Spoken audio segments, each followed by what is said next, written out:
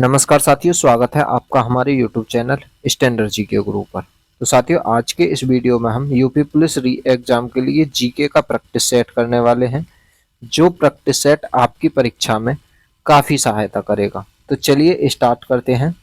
तब आज का पहला प्रश्न है कि उत्तर प्रदेश में हवाई संपर्क के विस्तार और विकास पर विचार करना है। तो ये आपके तीन ऑप्शन है। कौन कौन से विचार हैं कि उत्तर प्रदेश में 5 अंतरराष्ट्रीय और 16 घरेलू एयरपोर्ट के साथ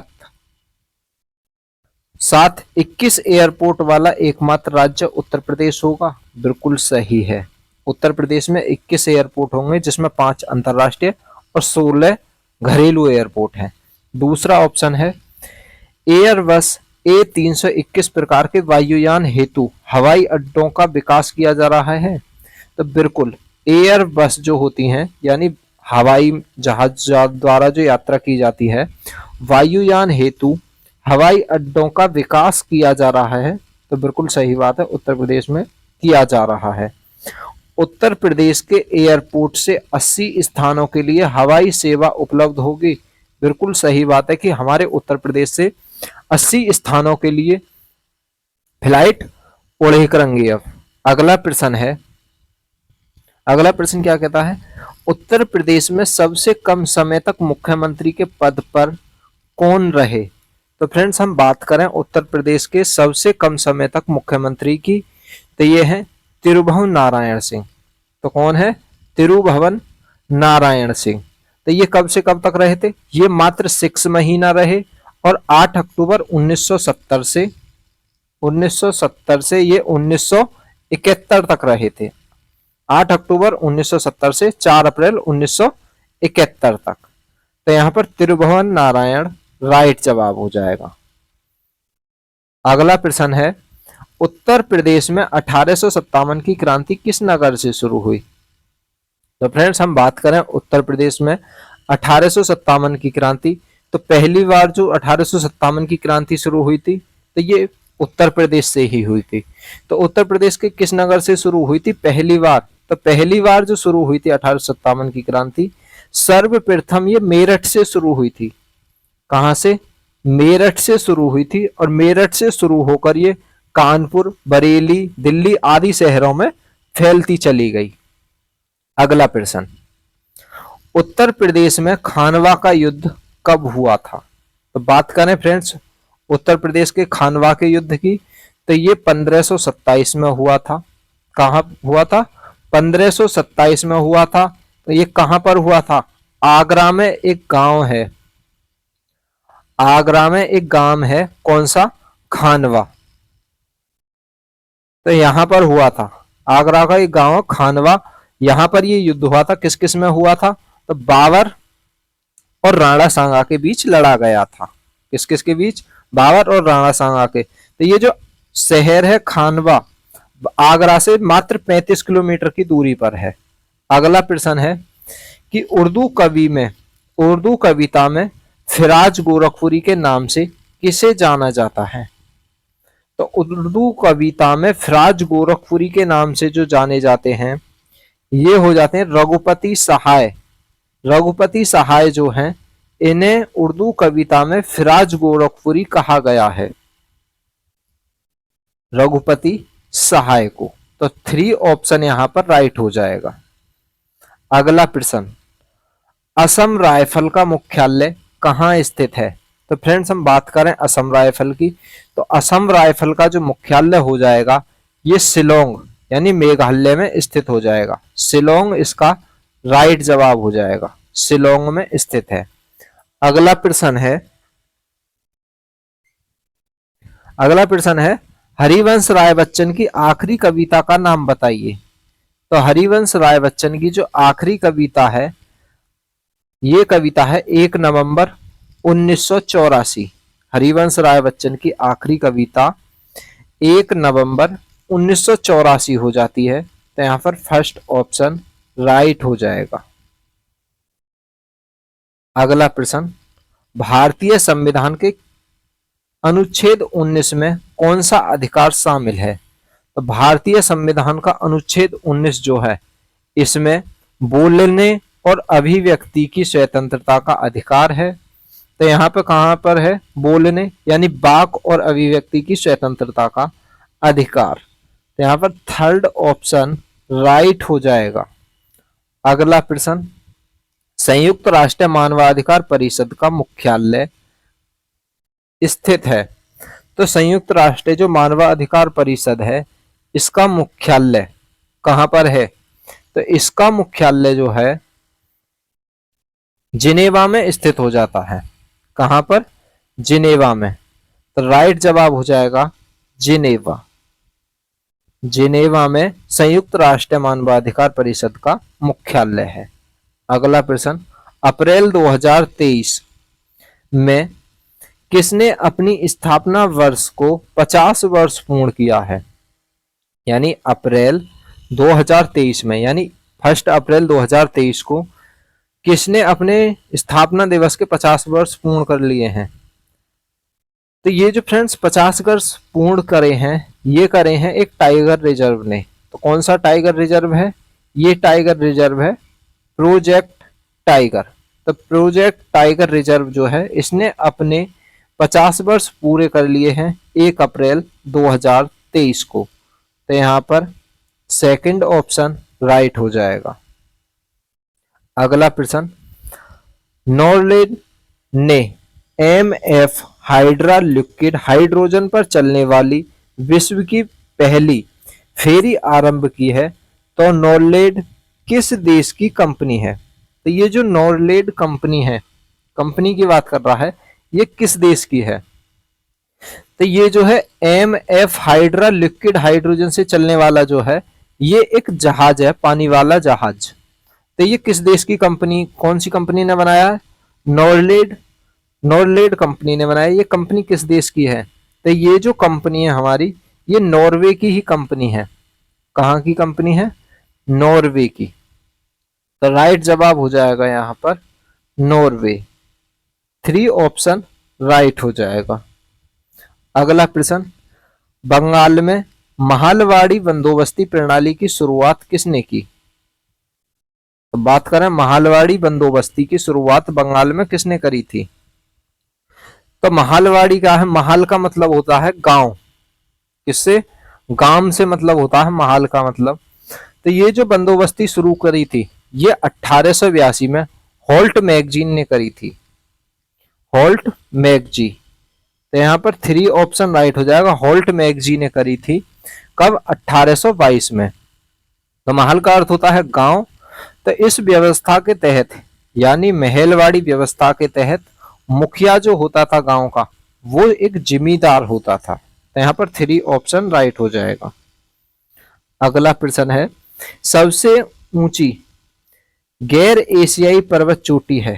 तो सबसे ऊंची जो गैर एशियाई पर्वत चोटी है कौन सी है। तो सबसे ऊंची चोटी की बात करें माउंट एकागुआ।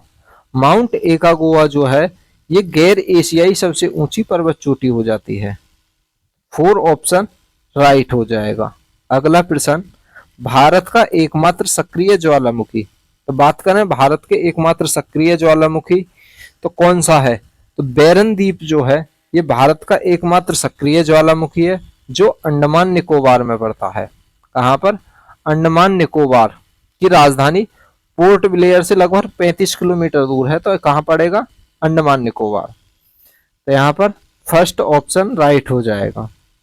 अगला प्रश्न, रक्षा मंत्रालय ने किसके साथ 3700 करोड़ के उपबंध पर हस्ताक्षर किए हैं। तो रक्षा मंत्रालय ने हस्ताक्षर किए हैं 3700 करोड़ के अनुबंध पर। तो ये किसके साथ किए हैं, तो ये जो हस्ताक्षर किए हैं रक्षा मंत्रालय ने भारत इलेक्ट्रॉनिक्स लिमिटेड के साथ हस्ताक्षर किए हैं।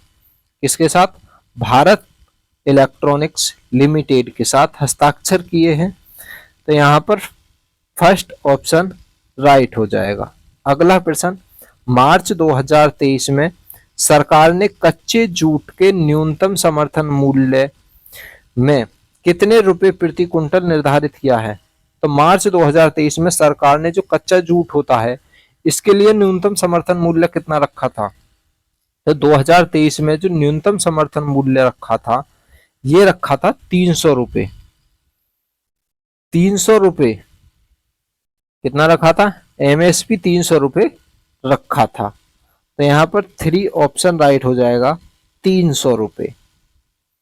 अगला प्रश्न, डिजिटल भुगतान उत्सव का शुभारंभ किसके द्वारा किया गया? तो फ्रेंड्स, डिजिटल भुगतान जो किया जाता है पेटीएम यूपीआई का, इसका जो शुभारंभ किया गया था किसके द्वारा किया गया था? तो डिजिटल भुगतान का जो शुभारंभ किया गया था ये अश्वनी वैष्णव के द्वारा किया गया था। किसके द्वारा? अश्वनी वैष्णव के द्वारा किया गया था। तो यहाँ पर 3 ऑप्शन हो जाएगा, अश्वनी वैष्णव। ये जो है इलेक्ट्रॉनिक्स और सूचना प्रौद्योगिकी और संचार के मंत्री हो जाते हैं। किस किस के? इलेक्ट्रॉनिक्स के, सूचना के और संचार विभाग के मंत्री हो जाते हैं। तो यहाँ पर 3 ऑप्शन राइट हो जाएगा। अगला प्रश्न, 18 फरवरी 2023 को विश्व यूनानी दिवस किस थीम के साथ मनाया गया? तो विश्व यूनानी दिवस जो मनाया गया था 2023 में, ये किस थीम के साथ मनाया गया? तो ये जो मनाया गया था विश्व यूनानी दिवस, ये मनाया गया था यूनानी मेडिसन फॉर पब्लिक हेल्थ के साथ। यूनानी मेडिसन फॉर पब्लिक हेल्थ। तो यहाँ पर 3 ऑप्शन राइट हो जाएगा, यूनानी मेडिसन फॉर हेल्थ पब्लिक। तो यहाँ पर 3 ऑप्शन राइट हो जाएगा। अगला प्रश्न है, पुलिस किस सूची का विषय है? बात करें हम पुलिस की, तो पुलिस जो होती है ये राज्य सूची का विषय हो जाती है, क्योंकि राज्य के अंतर्गत आती है। तो ये राज्य सूची का विषय है पुलिस। और जो रक्षा है, संचार है, विदेशी मामले हैं, ये किसके हैं? ये संघ सूची के मामले हो जाते हैं। तो यहाँ पर फर्स्ट ऑप्शन राइट है। अगला प्रश्न, किसने भारत के मुख्य सतर्कता आयुक्त के रूप में नियुक्त किया गया? तो किसे भारत के मुख्य सतर्कता आयुक्त के रूप में नियुक्त किया गया है? तो भारत के जो सतर्कता आयुक्त हो जाते हैं, कौन है भारत के सतर्कता आयुक्त? तो भारत के सतर्कता आयुक्त हो जाते हैं प्रवीण कुमार श्रीवास्तव। ये भारत के सतर्कता आयुक्त हो जाते हैं। शपथ किसने दिलाई थी? तो द्रौपदी मुर्मू ने। कब दिलाई थी? 29 मई को और 2023 को इनको शपथ दिलाई गई थी। अगला प्रश्न, 1949 में भारत का हिस्सा बना था। तो 1949 में भारत का कौन सा राज्य हिस्सा बना था? तो बात करें हम 1949 के मणिपुर की, तो मणिपुर जो था ये भारत का हिस्सा बना था, हिस्सा बन गया था। तो मणिपुर यहाँ पर 3 ऑप्शन राइट हो जाएगा। अगला प्रश्न, लोकसभा में एंग्लो इंडियन समुदाय से 2 सदस्यों का नामांकन की व्यवस्था थी, इसे किस वर्ष समाप्त कर दिया गया? तो फ्रेंड्स, एंग्लो इंडियन जो चुने जाते थे हमारे लोकसभा में, तो एंग्लो इंडियन चुने जाते थे, इनकी व्यवस्था को अब समाप्त कर दिया गया है नरेंद्र मोदी जी द्वारा। तो इसे कब समाप्त किया गया था? तो इसे जो समाप्त किया गया था 25 फरवरी 2020 को समाप्त कर दिया गया एंग्लो इंडियन को। तो यहाँ पर फर्स्ट ऑप्शन राइट हो जाएगा। अगला प्रश्न है, वर्तमान में उत्तर प्रदेश के चुनाव आयुक्त कौन है? तो उत्तर प्रदेश के चुनाव आयुक्त की बात कर रहा है। तो वर्तमान में जो उत्तर प्रदेश के चुनाव आयुक्त हो जाते हैं श्री मनोज कुमार हो जाते हैं। कौन हो जाते हैं? मनोज कुमार उत्तर प्रदेश के वर्तमान चुनाव आयुक्त हैं। 4 ऑप्शन राइट हो जाएगा। अगला प्रश्न, वर्तमान में केंद्रीय कृषि एवं किसान मंत्रालय, ये कह रहा कृषि एवं किसान मंत्रालय के मंत्री कौन है? तो कृषि एवं किसान मंत्रालय के मंत्री कौन हो जाते हैं? तो बात करें वर्तमान की, तो नरेंद्र सिंह तोमर जो हैं ये इसके कृषि एवं किसान मंत्रालय के मंत्री हो जाते हैं। कृषि एवं किसान मंत्रालय के मंत्री हो जाते हैं। 4 जून के बाद ये सब बदलने वाले हैं। तो अब जो कृषि मंत्रालय का नाम चेंज करके किसान मंत्रालय कर दिया गया है। किसान कल्याण मंत्रालय कर दिया गया है।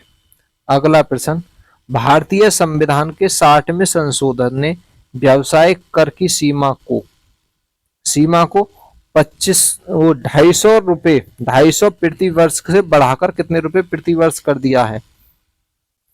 तो एक संविधान में संशोधन हुआ है जिसमें व्यावसायिक कर को 250 रुपए प्रति वर्ष से बढ़ाकर कितने रुपए कर दिया है। तो बात करें 250 रुपए से जो कर बढ़ाकर है ये 2500 रुपए कर दिया है। 2500 रुपए वार्षिक कर दिया गया है व्यावसायिक। तो यहाँ पर 4 ऑप्शन राइट हो जाएगा। अगला